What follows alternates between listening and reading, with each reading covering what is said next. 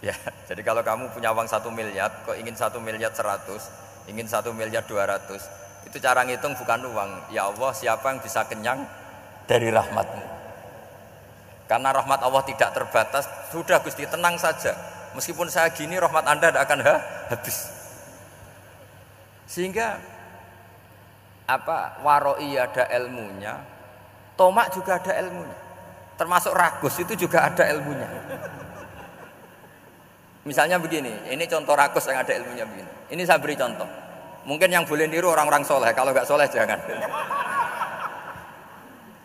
Imam Syafi'i ini cerita nyata. Imam Syafi'i itu dulu ketika ngaji masih muda itu nggak suka sama guru yang kaya. Kebetulan dia punya guru miskin terus. Namanya Sufyan As-Tsauri, itu miskinnya Masya Allah. Sufyan bin Uyainah juga miskin. Jadi dia miskin, punya guru miskin terus. Sehingga idolanya ya sama guru-guru yang miskin. Suatu Bismillahirrahmanirrahim.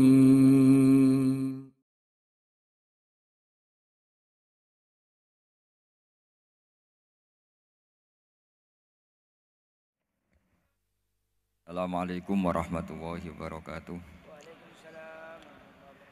Bismillahirrahmanirrahim.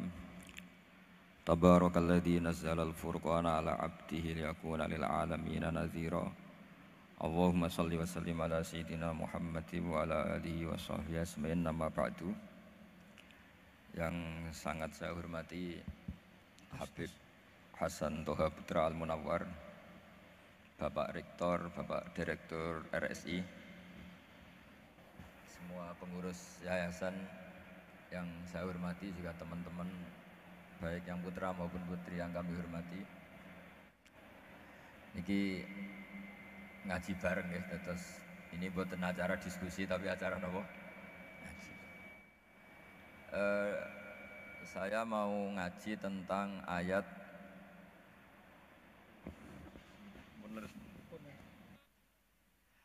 Qul bifadlillahi wa birahmatih fabidzalika falyafrahu. Ajarkan Muhammad atau katakan Muhammad pada umatmu, sebaiknya atau seharusnya mereka hanya gembira dengan melihat fadlnya Allah dan rahmatnya Allah. Ini harus kita pahami mulai dari konstruksi yang paling pokok, yaitu akidah. 2 ahwal, ahwal itu 1 perilaku sosial. 3 mutammimat, sesuatu yang tidak pokok tapi kita butuhkan dalam mengawal hidup ini. Saya beri contoh, orang itu sampai maksiat itu karena cari kesenangan. Misalnya baru penat itu, ingin seneng, ada orang yang macam-macam lah, ingin melihat maksiat, apa itu pornografi, apa nyabu, apa macam-macam. Itu sebetulnya agama punya konsep yang luar biasa, yaitu seharusnya seseorang itu gembira dengan ketaatan. Lalu pertanyaannya, caranya gembira gimana? Gembira itu mudah. Jadi misalnya kamu sujud sama Allah Subhanahu wa taala. Terus cara berpikir begini, ini sekaligus ijazah. Cara berpikir begini. Ya Allah, ini kata Sayyidina Ali, kafani izzan an akuna laka abdan wa kafani fakhron an takuna li robban. Ya Allah, betapa sialnya saya andaikan saya jadi budak dari makhluk yang sama. Misalnya sampean itu seorang kiai atau rektor atau doktor atau orang terpelajar, kemudian kamu jadi budak atau hamba dari makhluk yang setara, betapa hinanya saya. Maka kata Sayyidina Ali, ya Allah, saya ini cukup bahagia, cukup bangga karena jadi budak, jadi hamba dari zat yang super atau yang maha super. Ini kok Allah Subhanahu wa ta'ala. Sehingga ada kebahagiaan yang luar biasa karena menjadi hambanya Allah Subhanahu wa ta'ala.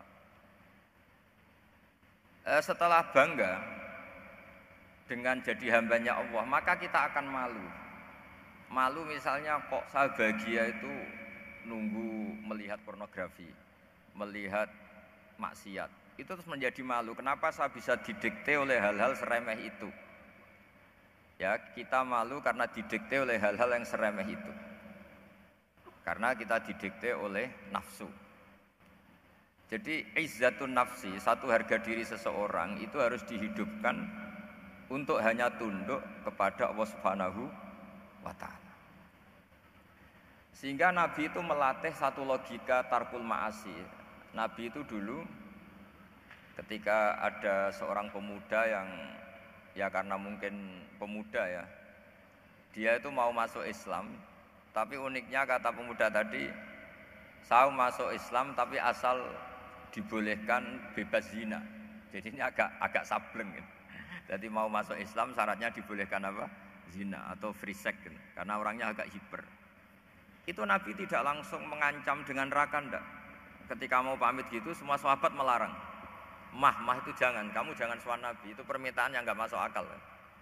Setelah lama ditahan terjadi kegaduhan di masjid, Nabi dengar itu ada apa gitu. Itu ada pemuda yang mau masuk Islam tapi yasta'dzinuhu fi zina, tapi mereka minta izin Nabi untuk tetap boleh zina.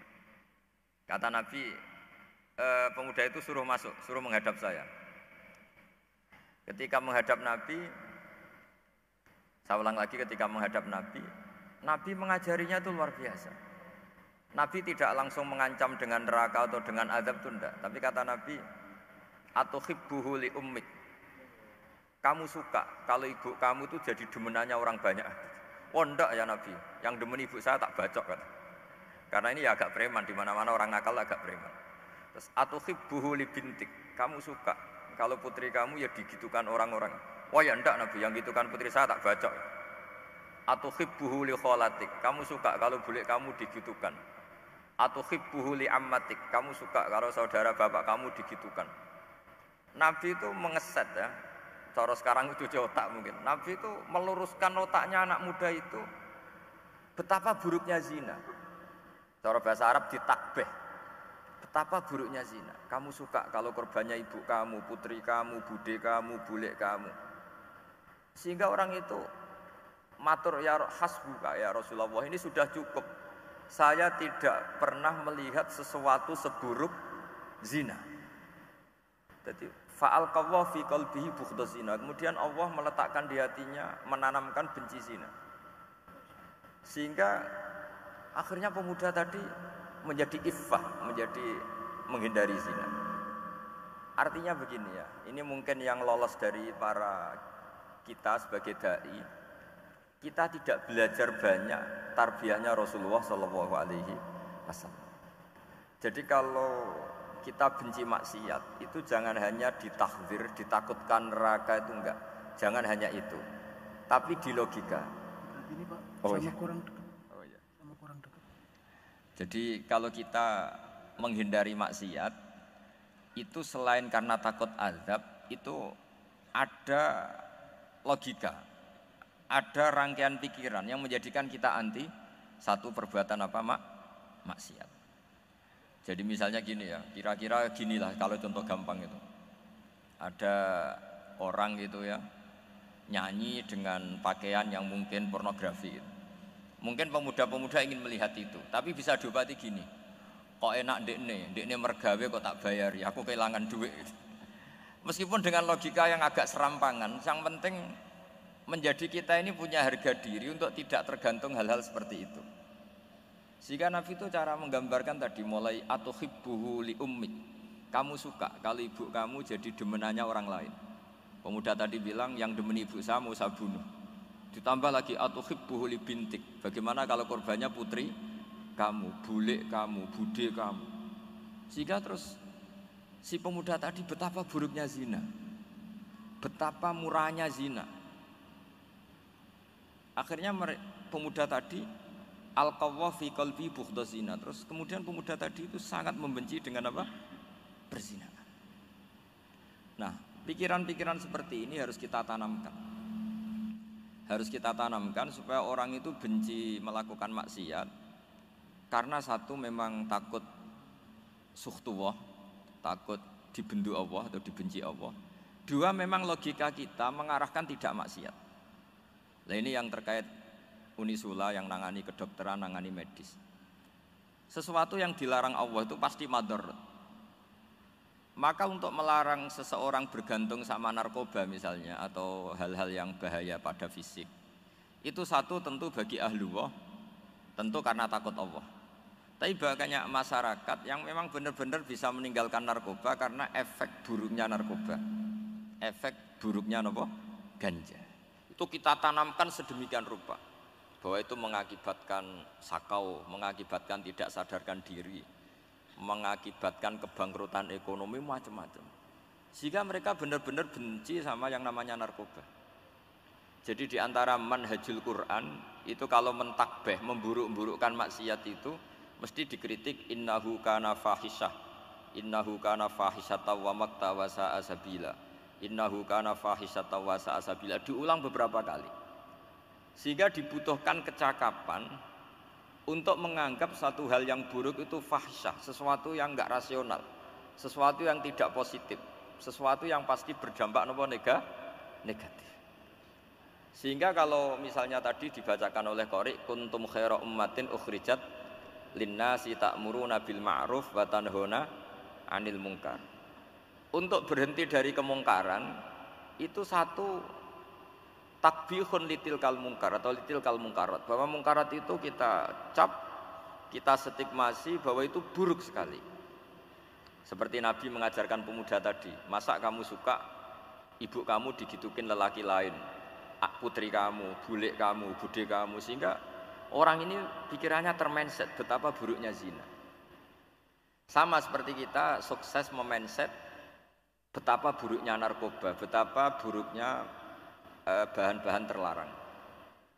Begitu juga seterusnya, terus pengkhianat dan sebagainya. Tapi problem manusia adalah dia itu akan mencari kebahagiaan atau kesenangan sesaat. Maka caranya gimana? Keinginan senang lewat maksiat ini dilawan dengan nyaman dengan taat. Saya ulang lagi, nyaman dengan taat. Sehingga ulama dulu punya kalimatul munajat, artinya kalimat hubungan pribadi sama Allah yang menjadikan orang itu nyaman. Dan ini yang diajarkan kitab-kitab tasawuf. Kitab tasawuf itu sukses mengajarkan melihat alam raya ini semuanya nyaman, termasuk yang mengecewakan. Itu dianggap nyaman. Saya berkali-kali mengajarkan ilmu ini karena ini musalsal ila Rasulillah SAW. Itu pernah suatu saat Imam Ahmad itu dipanggil sama tetangganya, anak muda. Tentu Imam Ahmad ini orang yang sangat soleh, sangat waroi, sangat tunduk sama perintahnya Allah dan Rasul. Pemuda tadi manggil, ya Ahmad, datang ke rumah saya. Imam Ahmad datang. Setelah sampai ke pemuda tadi, sudah pulang lagi, saya tidak butuh kamu. Pulang lagi. Setelah sampai rumah dipanggil lagi, ya Ahmad, datang lagi.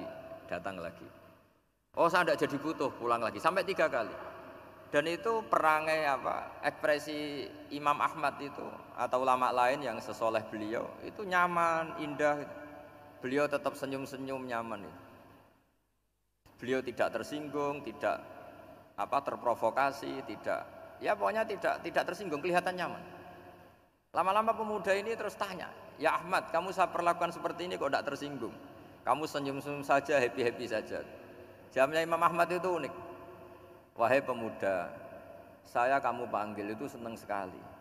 Karena kata Nabi, kalau kamu iman dengan Allah dan Rasul, maka hormatilah tetangga. Jadi saya senang. Karena nuruti perintah Allah untuk menghormati tetangga. Jadi tidak ada urusannya dengan kamu. Kagetnya kayak apa? Jadi dipanggil tetangga ya senang karena melakukan perintahnya Allah dan Rasul, yaitu ikramul jar, fal yukrim jarahu. Disuruh pulang, kamu ingin saya pulang, ya saya pulang. Disuruh datang, ya saya datang.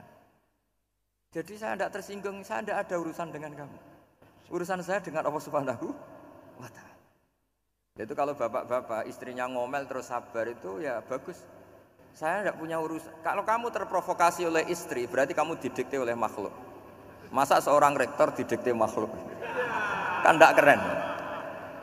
Apalagi seorang habib didikte makhluk, kan enggak keren. Yang bisa mendikte kita hanya Allah Subhanahu wa ta'ala. Dan Allah mendikte kita, mengajarkan kita wa ashiruhunna bil ma'ruf fa in karihtumuhunna fa asa an takrahu syai'a wa yaj'alallahu fi khairan katsira. Jadi cara melihat istri kita bawel gitu atau cerewet, alhamdulillah ini ada pahala tanpa modal, cukup sabar. Kalau istri kamu sedang mesra malah mintanya ke mall, malah biayanya tinggi. Murah mana dapat pahala dimarahin sama saat mesra minta ke mall? Milih yang pertama kan? Nah ya itu tidak usah modal itu. Ya gitu aja. Jadi kalau istri sedang marah bawel, anggap saja ini rezeki. Dapat pahala tanpa apa? Biaya. Nah kalau pas rukun malah nantang ke mall, biayanya malah tinggi. Jadi ulama dulu itu melihat dunia itu happy. Pernah Imam Syafi'i dikasih tahu, orang yang tadi nyium tangan kamu ya, itu di rumah menghujat Anda. Jadi dia sopan hanya di depan Anda, kalau di luar menghujat Anda. Jawabnya Imam Syafi'i lucu. Ya baguslah. Yang cerita ini kaget. Kenapa bagus ya Aba Abdillah? Kalau manggil Imam Syafi'i ya Aba Abdillah. Ya berarti saya masih wibawa, di depan saya tidak berani katanya. Jadi dipandang enteng saja.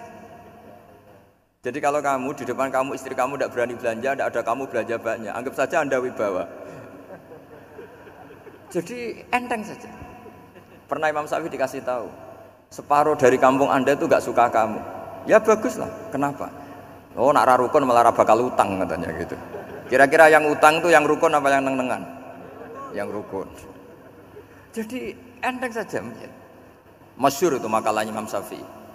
Waman asa'a ilaika faqad atlaqaka. Orang yang berbuat buruk sama kamu berarti membebaskan kamu.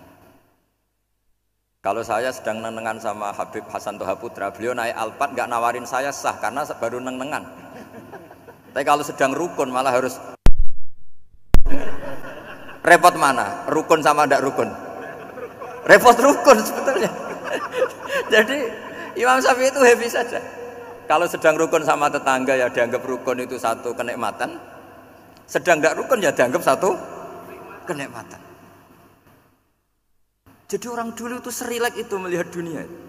Kalau kita kan enggak, ego. Wah saya ini suami kok dimarahin istri.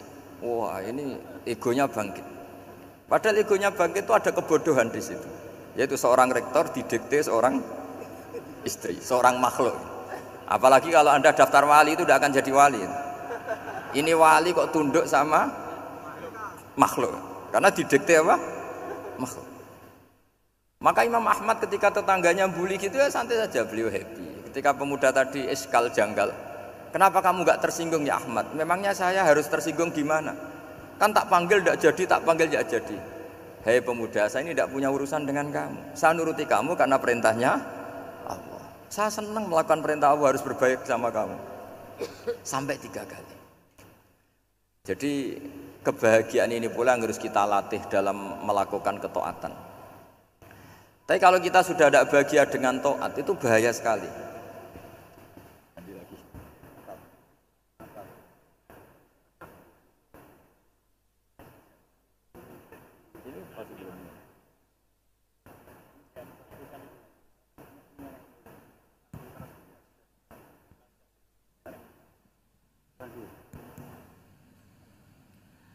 Harus gini Bang prosedurnya. Didikte makhluk gitu. Gimana? Didikte panitia. Oh yang ini. Baik bagus ini tak. Anut saja.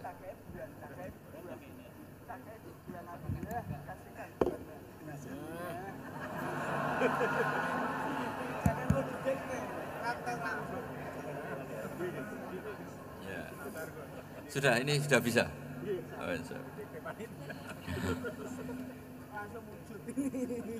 sudah, ini sudah benar. Untungnya kiainya latihan jadi wali, jadi gak tersinggung. Kalau ndak ini sudah masalah ini. Paling ndak kan baru ngajarkan gitu, masa ndak bisa meraktekkan gitu. Jadi pura-pura soleh. Tapi memang obsesi saya terbesar atau cita-cita saya terbesar memang setiap ngaji saya ingin orang mukmin semuanya itu bahagia. Dengan bahagia itu mereka tidak neko-neko ingin mencari kebahagiaan lewat jalur apa maksiat. Sehingga dalam konstitusi ulama yang ditulis di kitab-kitab usul fikih, dan itu kitab yang saya kaji, selalu saya kaji, itu membela-bela sesuatu yang mubah itu sampai luar biasa. Karena melihat mubah itu, misalnya Anda tidur itu berstatus mubah, Anda bermain catur berstatus mubah, Anda rileks sama teman jagongan semalam dengan teman rektor atau dosen atau yayasan, itu melihatnya bukan mubah tapi tarkul maksiyah. Misalnya saya semalaman asik musamarah itu jagungan malam sama Habib Toha Al-Munawwar. Itu awang ngitungnya bukan, wah ini jagungan ngalor ngidul tidak penting tuh, tidak. Malam itu bahak tidak ke dugem, tidak ke tempat maksiat. Sehingga ada ulama yang mengatakan mubah itu enggak ada. Saya ulang lagi, mubah itu tidak ada. Kan umumnya ulama bagikan wajib, ya kan, haram gitu. Terus diantaranya mubah, sunat, makruh. Ada ulama yang mengatakan mubah itu tidak ada. Kenapa? Logikanya begini, itsma min mubahin illa wa yatahaqqaqu bihi tarku haramimma. Karena tidak ada mubah yang Anda lakukan kecuali saat itu pasti ditinggalkannya sebuah keharaman. Misalnya Anda sedang jagungan sama istri di luar, di rumah, asik di rumah semalaman. Mungkin bahas hal-hal yang ringan. Mungkin melihat sinetron atau apalah yang ringan. Tapi di situ terjadi Anda meninggalkan ke tempat-tempat maksiat. Sekarang ninggal maksiat itu wajib apa mubah? Wajib. Padahal Anda sedang melakukan mubah. Nah, itu dicatat oleh Allah itu tarkul haram, meninggalkan keharaman. Jika masyhur dalam cerita wali-wali itu, Abu Yazid yang seperti itu ibadahnya pernah tanya, ya Allah, lalu yang makomnya orang seperti saya siapa? Karena beliau semalaman ibadah terus. Sama Allah dijawab, ya yang tidur di pinggir kamu itu. Abu Yazid, loh kok bisa ya Allah? Dia kan tidur terus. Ya kan dia tidur berarti meninggalkan keharaman. Ngomong sing potongan tukang maksiat tuh apik turu apik melek kira-kira gitu. Apik turu. Timbang sama nak melek pola wis turu ae kira-kira gitu. Jadi enggak usah dipaksa tahajud, dipaksa qiyamul lail itu. Iya kalau qiyamul lail. Kalau dapat informasi, ke sini ikut saya terus katut kan repot. Jadi perlawanan terhadap maksiat itu sebetulnya gampang dalam Islam karena tadi nggak ada sesuatu yang mubah kecuali saat dilakukan berakibat meninggalkan keharaman. Mudah sekali. Jika banyak orang jadi wali itu karena melakukan mubah. Itu ada orang jadi wali itu karena sering makan. Ya makan biasa itu. Karena ketika makan, ya Allah, betapa doifnya saya. Katanya saya presiden, katanya saya rektor, saya kiai. Ternyata kalau nggak makan tuh lemes. Apa hebatnya makhluk yang bergantung makhluk yang lain, yaitu makanan. Nah karena seperti itu terus dia al-laja ilallah, terus dia sungkeman ning Allah. Betapa lemahnya saya. Sebab itu ketika Quran mengkritik dan dengan tanda kutip kemungkinan Tuhannya Isa bin Maryam, itu ngeritiknya sederhana Quran itu. Mal masih ibnu Maryam illar rasul qad khalas min qablihir rusul wa ummuhu siddiqah kana yaqulanit ta'am. Isa itu tidak Tuhan, wong dia makan. Kamu kebayang enggak misalnya punya Tuhan, wah tadi Tuhan mampir ke rumah saya, dia lemes. Setelah tak kasih makan sehat lagi gitu. Itu kan enggak kebayang gitu. Tapi Tuhan marung di rumah saya, lemes tak gratisin, kayaknya enggak punya uang gitu. Setelah makan, wah gairah lagi. Kebayang nggak punya Tuhan seperti itu. Sehingga Quran kalau gojlok sederhana, karena yakulanit to'am. Sehingga wali-wali itu kalau makan tuh sadar lemahnya dirinya, betapa dirinya tergantung makanan. Sesuatu yang tergantung itu artinya tidak hebat, tidak Tuhan. Jadi untuk menjadi wali, untuk menjadi dapat ridhonya Allah itu sebenarnya sederhana. Termasuk ada cara jadi wali yang agak kacau, tapi ini ya benar, asal niatnya benar. Misalnya Unisula besar, ya kurang besar lagi. Kita sudah punya uang, kurang banyak uang lagi. Itu Nabi Ayub, itu kan seorang nabi. Pernah diuji Allah, ini ada di Sahih Bukhari. Nanti kamu tanya, hadisnya Sahih enggak? Ini ada di Sahih Bukhari. Kadang orang kota itu aneh, enggak ahli hadis tapi tanya, Sahih enggak? Padahal andekan dibodoni soke ya ngandel saja. Gitu. Jadi kadang ya aneh. Wong nggak tahu kok tanya gitu. Itu Nabi Ayub itu sudah kaya, pas itu sudah kaya. Bukan cerita yang masih miskin, memang sudah kaya. Beliau di kamar dihinggapin satu belalang dari emas. Setelah belalang itu dikejar, ternyata yang jenis itu banyak, semuanya dari emas. Ngambil sana sini, ini yang kesak ini dipenuhin, saku ini dipenuhin, sampai banyak. Terus sama Allah digojlok, kamu itu nabi saya, kenapa kamu mengumpulkan harta sebanyak itu? Kamu itu nabi saya kok rakus? Jawabannya Nabi Ayub unik. Ya Allah, siapa yang bisa kenyang dari rahmatmu? Ya, jadi kalau kamu punya uang 1 miliar, kok ingin 1 miliar 100, ingin 1 miliar 200, itu cara ngitung bukan uang. Ya Allah, siapa yang bisa kenyang dari rahmatmu? Karena rahmat Allah tidak terbatas. Sudah Gusti, tenang saja. Meskipun saya gini, rahmat Anda tidak akan habis. Sehingga waroi ada ilmunya, tomak juga ada ilmunya, termasuk ragus itu juga ada ilmunya. Misalnya begini, ini contoh ragus yang ada ilmunya begini. Ini saya beri contoh. Mungkin yang boleh niru orang-orang soleh, kalau nggak soleh jangan. Imam Syafi'i ini cerita nyata. Imam Syafi'i itu dulu ketika ngaji masih muda itu nggak suka sama guru yang kaya. Kebetulan dia punya guru miskin terus. Namanya Sufyan As-Tsauri, itu miskinnya Masya Allah. Sufyan bin Uyainah juga miskin. Jadi dia miskin, punya guru miskin terus. Sehingga idolanya ya sama guru-guru yang miskin. Suatu saat guru-guru ini menyarankan dia ngaji Imam Malik. Imam Malik itu kaya raya. Itu babutnya Imam Malik kalau diinjek itu mata kakinya tidak kelihatan saking halusnya. Kalah Indonesia kalah. Itu Imam Malik tuh gaya. Kalau ngaji di kursi tinggi terus pakai bukhur itu, pakai dupa Arab yang mahal. Pokoknya mewah kali Imam Malik. Terus dia mulai ini kiai kok kaya. Kemudian setelah beliau alim tanya, saya harus ngaji siapa setelah ilmu jenengan habis kira-kira gitu. Kata Imam Malik, sudah kamu tidak usah perlu ngaji saya, kamu sudah alim alama. Terus Imam Malik datang ke Baki. Zaman itu Baki itu semacam kayak rentalan ya, semacam Grab lah kalau dulu. Mana kafilah yang mau ke Irak? Gitu. Ya sudah terus. Oh kita mau ke Irak. Ini antar ke Muhammad bin Hasan As-Syaibani. Itu dibiayai sama Imam Malik. Grabnya ya dibayarin, itu kafilahnya itu ya dibayarin. Imam Syafi'i disangoni surrotan min dhahabin. Jadi satu kepes uang dikasihkan. Itu pernah tak hitung semurah-murahnya itu sekitar 60 juta. Imam Syafi'i mulai mikir, kiai yang saya kritik lomo, sing kiai miskin tak puji, gak pernah ngamal kan, tentu orang miskin kan. Setelah datang ke Muhammad bin Hasan As-Syaibani, beliau itu pakar usul fikih, muridnya Abu Hanifah. Beliau al-usuli, pakar usul fikih. Itu Muhammad bin Hasan As-Syaibani itu kalau ngitung emas, itu di ruang tamu. Uangnya miliatan, emasnya banyak. Dari kota ini dipindah ke kota ini, emas kalau ngitung di ruang tamu. Bukan di kamar, di ruang tamu. Imam Syafi'i tambah kaget. Imam Malik kayak gitu sudah saya soal, malah ini kaya raya.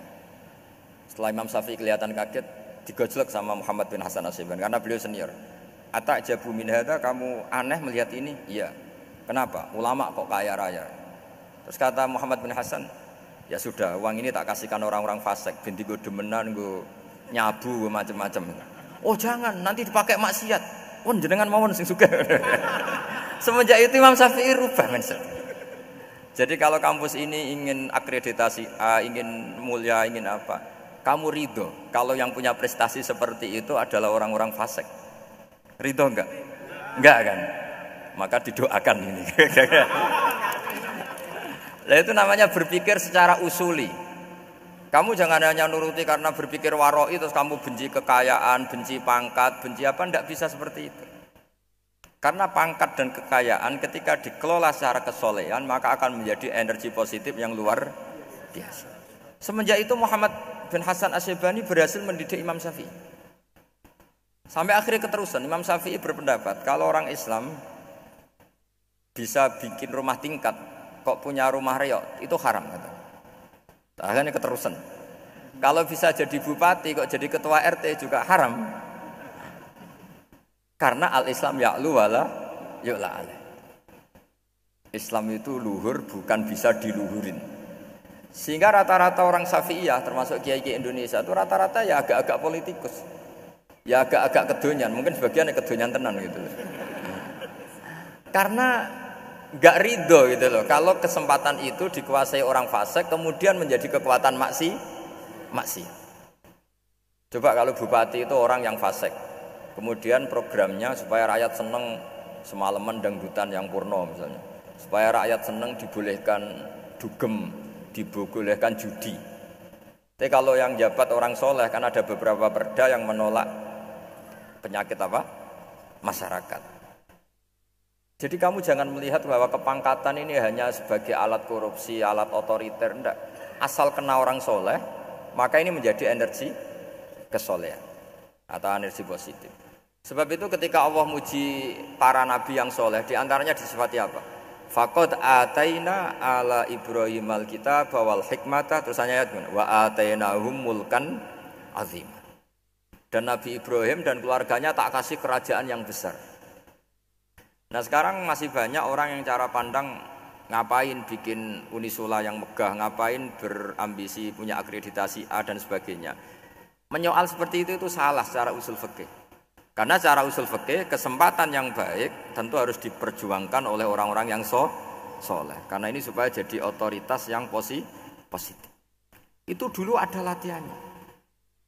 Jadi orang dulu itu gampang sekali ketika milih miskin ditanya, kenapa miskin? Saya ingin hisab saya ringan. Tapi ketika mereka kaya, yang soleh, supaya harta ini tidak dipakai orang yang nanti dipakai maksiat. Kita misalnya orang soleh kok mau pangkat, karena kita ada ridho, kepangkatan itu dipegang orang maksiat, kemudian menjadi energi maksiat. Begitu juga seterusnya. Maka ulama dulu itu rileks. Sampai Syekh Nawawi Al-Bantani itu nanti bisa dicek di tafsir Qul hal yastawil ladzina ya'lamuna wal ladzina la ya'lamun. Beliau muji-muji ulama. Kemudian ada seorang yang agak hasud mungkin. Tanya begini. Hebatnya ulama itu begini-begini. Terus ditanya, tapi kenapa kita sering melihat ulama ngantri proposal di rumahnya bupati katanya. Sementara bupati enggak pernah datang ke ulama ngaji ihya. Jawabannya Imam Syekh Nawawi itu unik. Ya karena ulama itu tahu gunanya uang, sehingga nyari uang untuk pondok, untuk masjid. Sementara bupatinya tidak tahu gunanya ilmu, maka tidak pernah ngaji. Jadi ya ringan saja oleh. Jadi ya sudah seperti itu. Jadi kalau ada ulama kedonyan, anggap saja karena tahu gunanya uang. Jadi kenapa ulama ngantri di kabupaten, bukan bupati ngantri di ulama? Jawabannya karena ulama tahu gunanya uang, sementara bupatinya nggak tahu gunanya ilmu. Ya kira-kira gitulah. Ada ustadz tidak ganteng, kesengsem rondo cantik, karena tahu gunanya ustadz itu. Artinya tahu gunanya kalau saya nikah nanti punya anak jadi gus, karena kan dia kiai gitu. Tapi rondonya raro gunanya dia karena miskin gitu. Jadi ulama dulu itu rileks, menafsirkan apa saja itu rileks, termasuk saat terpojok itu rileks. Karena semuanya dianalisis pakai ilmu. Sehingga ciri utama wali itu apa? Ala inna auliya Allahi la khaufun alaihim wa lahum yahzanun. Enggak ada rasa takut, enggak ada rasa gampang. Karena melihat sesuatu itu gampang saja. Saya ulang lagi, melihat sesuatu itu gampang saja, ringan. Saya beri contoh ya betapa pentingnya mindset ya, cara berpikir. Orang itu menjadi kikir itu karena nganggap hidup itu lama dan uang itu penting. Kalau zaman Nabi itu sederhana kalau melihat hidup. Pernah suatu saat Nabi itu punya jatah makan. Karena Nabi itu hidupnya juga pas-pasan. Jadi Nabi itu unik. Beliau di satu sisi kaya raya, bisa ngurmat Abu Hurairah, Ammar, Suhaib. Ashabus Sufa itu dirawat Nabi semua. Itu kan kaya, bisa ngerawat sekian orang. Tapi di sisi yang lain untuk pribadinya beliau miskin. Kadang nggak bisa makan hari itu. Tapi di saat yang sama bisa merawat Ahlus Sufa. Jadi keliru kalau orang hanya cerita Nabi itu miskin, untuk makan dirinya aja susah. Itu keliru. Kelirunya kalau tidak diteruskan, tapi Nabi mampu menghidupi Ahlus Sufa. Singkat cerita jatah makannya Nabi itu dikasihkan orang ketika Nabi tanya, ya Aisyah, makanan jatah saya di mana? Oh ya Rasulullah, tadi ada orang minta tak kasihkan, maka makanan itu habis. Apa kata Nabi? Kamu salah Aisyah. yang kamu kasihkan itu justru yang masih. Ya, yang kamu kasihkan itu justru yang masih. Sehingga Nabi menganggap, makanya Nabi terus ngendikan, ya kalau mukhatabnya lelaki ya kira-kira begini. Wahal laka min malika illa ma akalta fa'afnaita walabista fa'ablaita. Terus hanya wa tasaddaqta fa'abqaita, kata Nabi. Harta kamu ya kamu makan kemudian ke WC jadi kotoran, atau punya pakaian mewah nanti rusak. Wa tasaddaqta fa'abqaita. Ada yang kamu sedekahkan yaitu yang abadi sampai akhir.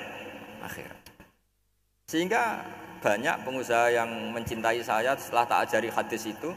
Misalnya punya uang 1 miliar karena dia spekulan atau pedagang rawan bangkrut, disedekahkan ke masjid 50 juta, yaitu yang abadi. Jadi kalau suatu saat bangkrut, dia masih punya uang 50 juta di akhirat. Jadi Nabi itu mengajari sedekah itu apa? Ya sedekah itu pengabadian uang. Kalau kita kan enggak, bilang sedekah itu nguras uang. Itu pikirannya setan dan pikirannya orang Islam. Itu cara berpikir setan, bukan cara berpikir umat apa? Sehingga Sayyid Ali Zainal Abidin itu kalau ada orang minta, kemudian beliau ngasih, itu beliau bilang gini, marhaban biman hamala zadi ilal akhirah. Matur nuwun nggih jenengan sembeto sangu kula nate. Jadi dianggap teller saja. Orang yang minta uang beliau itu dianggap tukang nyatet bank ini. Karena sudah ditabungkan, ya sudah. Kalau kita kan enggak, wah pengemis tuh ganggu gini-gini. Kecuali pengemis profesi ya mungkin kita agak-agak enak. Pada zaman akhir itu ada pengemis apa? Profesi. Jadi repot zaman akhir. Terus tak beri contoh lagi kebahagiaan ketika kita milih Islam moderat. Islam kita diajarkan guru-guru kita, utamanya oleh guru kita Mbah Maimun. Saya juga sering ketemu beberapa ulama dunia termasuk Habib Umar. Saya juga ikut sowan ke sini pas beliau sama Habib ini Hasan Toha Putra di sini sama orang-orang moderat itu cara berpikir juga luar biasa indah. Beliau pernah cerita ya, beberapa ulama lah, banyak yang cerita itu. Saya pernah diceritani seorang alim, ketika ada orang ekstremis itu mau ngebom di tempat maksiat. Kebetulan yang maksiat itu kebanyakan ya orang Islam, karena di negara yang mayoritas Islam. Ditanya sama Syekh Sa'rawi itu. Syekh Sa'rawi itu mufassir top di mana? Mesir. Ini mau tak habisin karena mereka orang Islam kok maksiat terus. Terus ditanya sama Imam Sa'rawi, laumatu ala khini ma'asihim aina masiruhum. Kalau mereka mati dalam keadaan maksiat, mereka kemana? Ya ilanar, mereka pasti masuk neraka. Terus ditanya sama Imam Sa'rawi, wahal masiruhum ilanar muradun nabi amlah. Punya umat maksiat kemudian mati masuk neraka, itu yang diinginkan Nabi apa enggak? Ya tidak aja. Ya sudah, tidak usah dibom, ditunggu tobatnya kata. Karena kalau mati dalam keadaan itu ke neraka dan itu tidak yang diinginkan Rasulullah Shallallahu Alaihi Wasallam. Terus ekstremis ini menjadi tobat, tidak berpikir ekstremis mas. Jadi orang itu harus berpikir mindset yang baik. Meskipun kadang berpikir baik itu ya agak-agak kacau. Ada seorang wali majdzub itu kalau berdoa agak kacau, tapi nggak bisa dibantah. Masyhur itu doa itu. Ini sekaligus ijazah, tapi kalau sebelum wali nggak boleh. Itu datang ke makamnya Rasulullah SAW. Terus doanya itu begini, ya Allah sekarang terserah engkau. Ya Allah sekarang terserah engkau. Jika saya kamu jadikan orang soleh, jika saya engkau jadikan orang soleh, maka surra habibuk, maka kekasihmu ini senang. Yang susah musuhmu yaitu setan. Tapi kalau engkau menjadikan saya orang fasik, maka yang susah kekasihmu, yang senang musuhmu. Jangan punya dua pilihan itu. Wah itu kan doa tapi kayak teror itu. Ya jadi berdoa di Raudhah. Wah itu pasti mandi itu karena agak-agak maksa Tuhan itu. Ya Allah engkau punya dua pilihan. Jika saya jadi orang soleh, maka kekasihmu ini senang. Musuhmu yang susah yaitu setan. Tapi jika saya jadi orang fasik, maka musuhmu yang senang, kekasihmu yang susah. Mohon terserah jenengan, mau menyenangkan kekasihmu, apa menyenangkan musuhmu? Gitu. Kira-kira gimana? Kalau tertarik boleh doa itu dipraktekkan. Tapi kayaknya kalau copy paste itu nggak keren, apa? Jadi dulu orang itu muamalah sama Allah dan Rasul itu rileks. Rileks itu nyaman karena ya tadi kul bi fadlillah wa bi rahmati fa bidzalika falyafrahu. Sehingga Imam Izzuddin bin Abdissalam itu ngendikan innalladzina yarmunal muhsanatil ghafilat. Di antara kebaikannya ibu-ibu atau mbak-mbak ini harus berstatus ghafilat. Perempuan-perempuan pelupa. Ghafilat itu pelupa. Pelupa dari kenikmatan maksiat sehingga mereka dengan taat. Misalnya ada ibu-ibu atau mbak-mbak atau juga bapak-bapak tahajud, kemudian nyaman dengan tahajud itu. Kira-kira terbersit enggak ingin maksiat? Enggak kan, karena sudah nyaman dengan tahajud, dengan taat.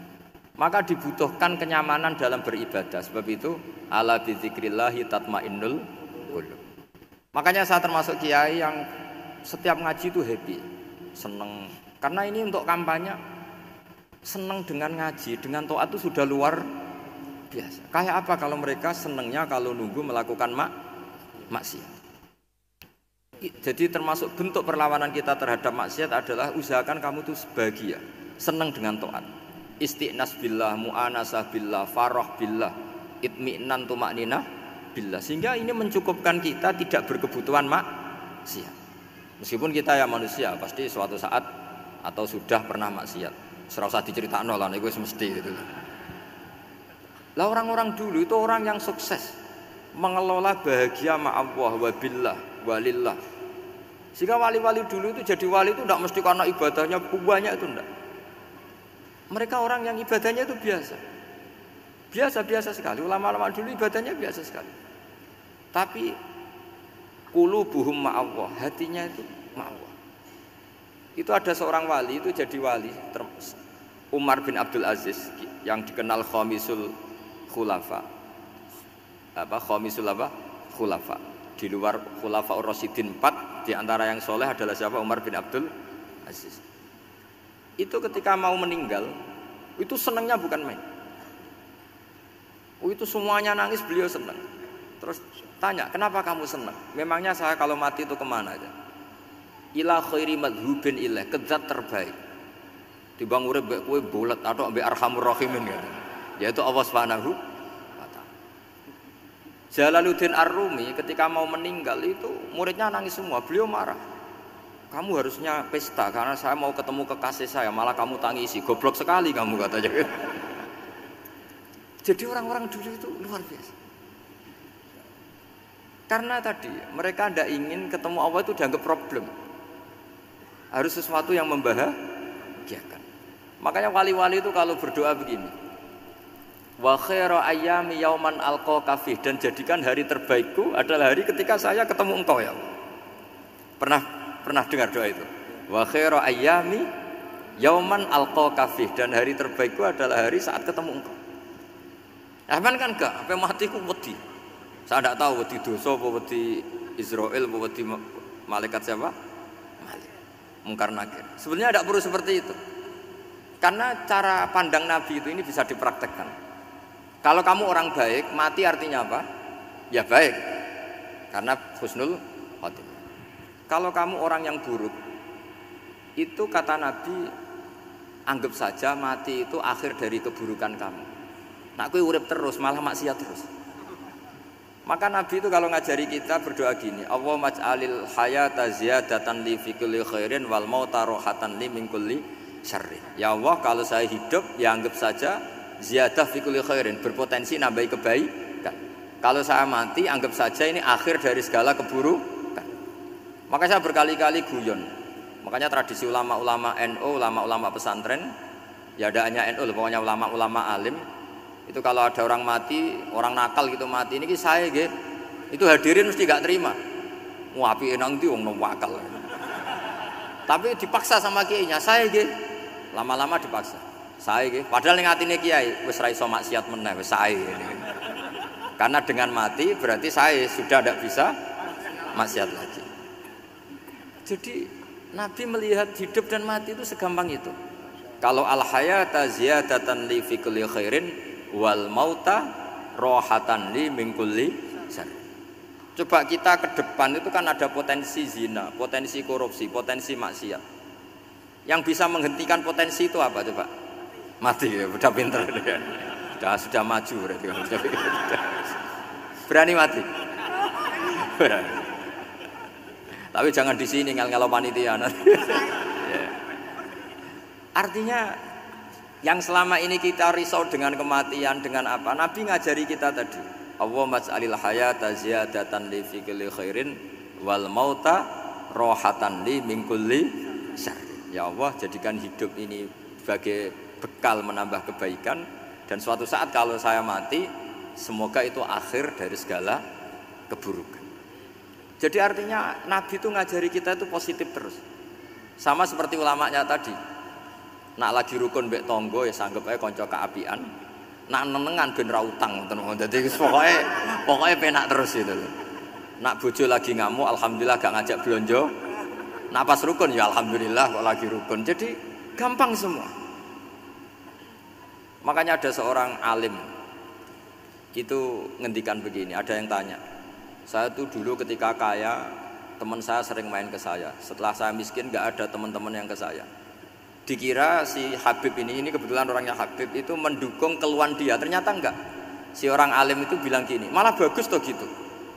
Kowe wis melarat buruhe wong, ya sudah kamu miskin buruhnya orang lain, misalnya tukang manol di pasar atau tukang becak. Kemudian teman-teman kamu datang, malah kamu malu tuh jadi tontonan. Bagus kalau mereka lupa, pas kamu miskin tidak ada yang lihat katanya. Jadi apa ya, dianggap enteng saja gitu. Akhirnya orang ini nggak jadi ngeluh. Selama ini kan kita ngeluh ya, ketika miskin teman-teman nggak datang. Coba kalau mereka datang pas kamu buruh bikin botol di orang lain, mantan bos buruh, malu nggak? Milih datang apa enggak? Enggak lah, sudah bener itu. Jadi ulama dulu itu makanya sering baca biar tahu solusi hidup. Jadi ulama dulu itu gampang sekali melihat kehidupan itu, gampang sekali, indah, gampang. Sekarang tuh enggak. Orang itu cara berpikir nuruti nafsu, itu yang bahaya. Makanya Quran kritik ara'aita man ittakhadha ilahahu hawa. Orang yang cara berpikir itu nuruti hawa nafsu.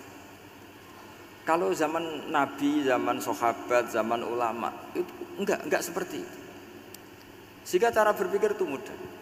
Makanya kata Nabi, absyiru ya ma'syaral muslimin, kata. Kamu harus senang ya ma'syaral muslimin. Allah sekarang buka pintu langit yang sebelumnya enggak pernah dibuka.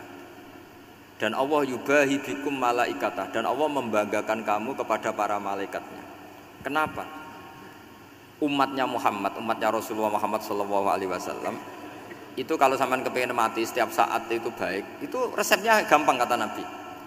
Addu faridotan wantadzoru ukhra. Jadi Allah memberitahu, ya Muhammad, umatmu ini luar biasa. Jadi misalnya tadi kita sholat subuh, ditanya, bahak kamu sekarang ngapain? Nunggu sholat duhur ya. Setelah sholat duhur ditanya lagi, nunggu apa? Asar. Sehingga faman kanat hijratuhu ila Allah wa rasulih fa hijratuhu ila Allah. Jadi kalau ya sudah ini tak ijazahkan, kalau setelah sholat subuh nunggu apa? Duhur. Setelah duhur nunggu. Sehingga ketika kita mati itu statusnya penunggu sholat. Tapi kamu kan enggak miskin, kenapa? Penunggu kaya. Ya itu enggak masuk surga itu. Penunggu kemapanan. Berarti kan menunggu sesuatu yang seleranya nafsu. Beda kalau penunggu sholat, berarti kamu di dunia menunggu ritual ibadah. Maka diantara ijazahnya Nabi apa? Addu faridotan wantadzoru ukhra, melakukan satu fardu, kemudian kita menunggu tugas berikutnya. Jadi niati saja setelah subuh nunggu apa? Duhur. Setelah duhur, meskipun kita di perapatan, apa? Nunggu asar. Tapi ya asar betul, jangan nunggu tok pas asar enggak. Jadi sebetulnya umat ini gampang sekali. Jadi di antara kebanggaan Allah, yubahi itu Allah bangga dengan malaikatnya adalah umat ini adalah addu faridotan wantadzoru ukhra, melakukan satu fardu kemudian menunggu fardu yang lain. Dari mengkhidmati kampus, ingin mengkhidmati masyarakat, dari satu masyarakat lokal Semarang menjadi sampai sekarang sampai Banjarmasin, Unisula mau bikin kampus di sana terus gitu. Dari satu tugas ke tugas yang lain. Makanya Islam diajarkan setelah satu tugas selesai, faida faruh tafan so. Jadi sehingga hidup kita itu dinamis, dari satu kebaikan menunggu kebaikan lain, dari satu kebaikan menunggu Sehingga hidup kita ngapain? Nunggu satu kebaikan. Ini sudah masuk faman kanat hijratuhu ilallahi wa rasulih fa hijratuhu ilallahi wa rasulih. Sehingga bayangkan kalau kita direkam Allah, Gusti kula ampun mati nak dereng sugih. Wis melarat puluhan tahun, sakit, nunggu sesuatu sing sifatnya nafsu, kepengin sugih. Sugih tok jak cukup. Tahu buruhno wong sing tahu ngenyek ndekne lho, itu kan urung-urung wis dendam. Saya belum mau mati sebelum kaya dan buruhkan orang yang pernah melecehkan saya. Wis ngono akhirnya mati urung sugih. Berarti wis fakir matine hasud. Mau itu ngenes dunia akhirat kan kira-kira seperti itu. Kamu santai aja kalau fakir berarti meringankan hisab karena ada banyak harta. Yang mau dihisab papanya enggak punya apa-apa. Jadi saya mohon sekali ya, Islam itu mengawal kebahagiaan. Sebab itu sampai bahagia itu menjadi perintah Islam, kul bi fadlillah wa bi rahmati fa bidzalika falyafrahu. Karena dengan bahagia bitaat diharapkan orang Islam itu tidak bahagia atau cari kesenangan lewat jalur maksiat. Sehingga ciri utama wali apa? Ala inna auliya Allahi la khaufun alaihim wa lahum yahzan. Sehingga ulama dulu itu rileks-rileksnya. Termasuk yang saya ceritakan tadi, Imam Ahmad, Imam Syafi'i, itu melihat apa saja rileks. Ya tadi kalau disenangi orang ya barokah, punya kawan kebaikan. Nak dineng ya barokah dineng di gedingi tonggo rada utang, ngeranjuk tulung itu. Jadi rileks saja. Masyhur itu Imam Syafi'i ngendikan, waman asaa ilaika faqat atlakoka. Orang yang berbuat buruk sama kamu, hakikatnya adalah membebaskan kamu. Atlako itu apa? Membebaskan. Enak gak jadi hidup gitu? Kalau kamu kan enggak, kok gedeng aku salahku apa? Malah kamu ujub tuh, orang kok enggak tahu salahnya. Kamu jadi suami, istrinya ngomel, kurang apa saya sebagai suami? Ya kurang banyak, enggak ganteng, enggak kaya, enggak ini. Malah kalau diterangkan malah parah toh. Ya sudah rileks saja, kalau dia ngomel ya tadi, alhamdulillah dapat pahala tanpa apa? Biaya. Terus ngomel kan butuh energi, paling yang enggak kuat 3 jam. Nanti juga berhenti apa? Sendiri. Terus ambil nilai positifnya, misalnya ngomel sama suaminya, bagus lah. Kalau ngomel sama tetangga malah kayak apa gitu aja udah. Jadi ulama dulu itu gampang sekali melihat hidup. Rasulullah ya gitu, melihat hidup tuh gampang saja. Ketika tanya, ya Aisyah apa ada sarapan? Tidak ada ya Rasulullah, ya sudah saya tak puasa. Jadi enteng saja.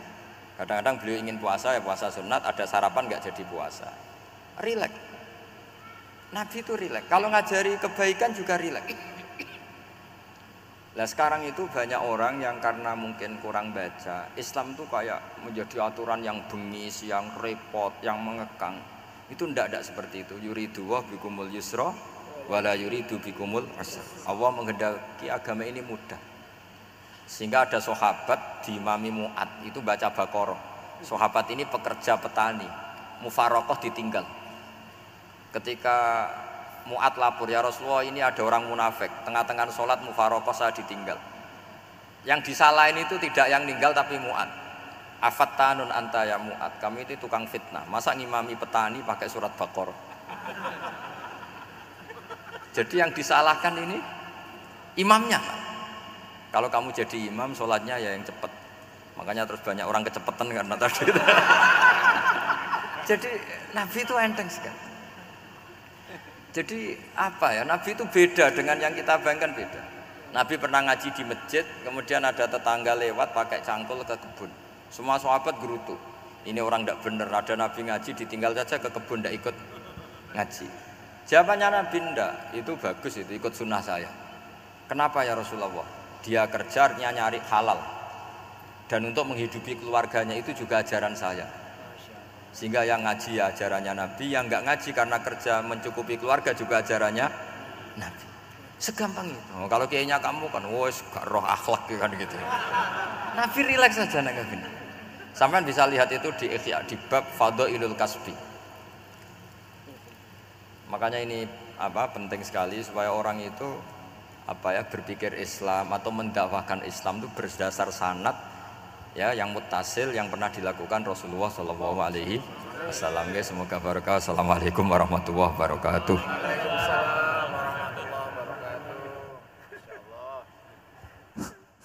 Subhanallahi wa bihamdihi adada khalqihi wa ridha nafsihi wa zinata arsyihi wa kalimatihi. Subhanallahi wa bihamdihi adada khalqihi wa ridha nafsihi wa zinata arsyihi wa kalimatihi. Subhanallahi wa bihamdihi adada khalqihi wa ridha nafsihi wa zinata arsyihi wa kalimatihi.